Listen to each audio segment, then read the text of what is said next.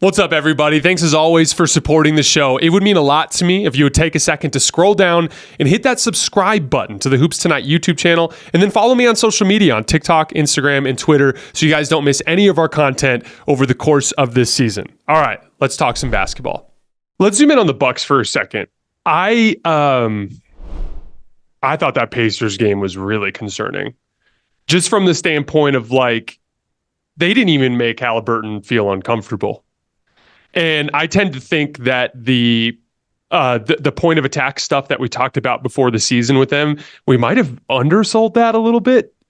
And I didn't even like particularly the way the Celtics Bucks matchup looked like about a month ago, where it just was so obvious that Boston could make Dame work so much harder than Dame and Malik could make the Boston guards work. And I'm wondering, because like I'm with you in the sense that I have Denver and Boston in my tier of like 7. I have Denver and Boston as like the clear top 2, and then like a small gap.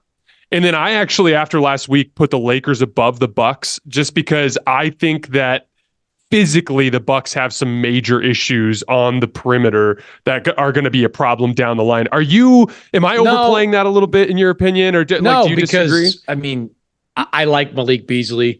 I don't know if Malik Beasley is a starting 2 guard on a finals team. I worry about how much they're playing him. I worry about Middleton holding up, over the course of a season because he's really struggled with that over the last couple of years. That Pacers loss was concerning, no question about it, especially when you have got, a player like Bobby Portis blowing up a little bit in the locker room, afterwards and pointing the finger in part at Adrian Griffin. Adrian Griffin to me is a wild card in all this. I mean, we spent all last year talking about Joe Mazzulla.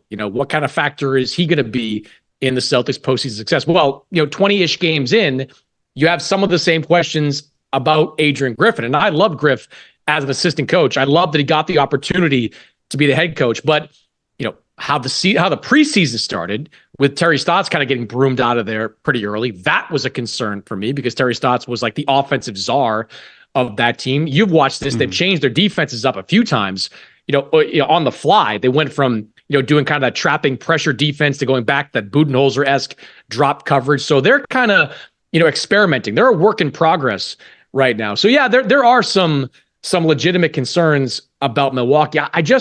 Maybe it's blind faith that I'm putting in, like Giannis to figure it out, Dame, who's still electric, to figure it out, that front court to be enough of a deterrent at the rim offensively to overcome the obvious defensive problems that they have on the perimeter. Maybe I'm putting too much blind faith in some of the marquee guys on the roster, but I just believe when it comes to, April and May, this team's going to be right.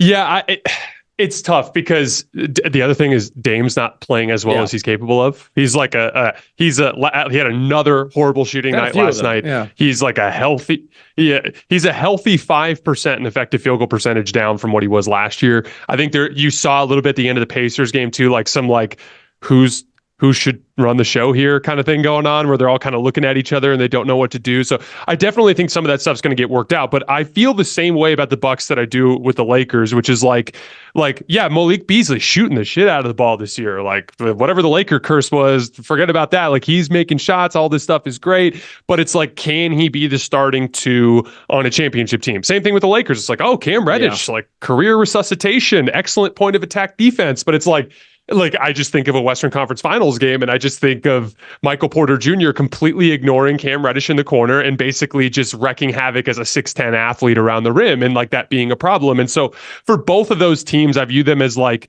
if they make the right deal at the deadline and shore up that specific position to a better version of that player, I put them on the same tier with Boston and Denver. But until that point, it's just too much of a question mark.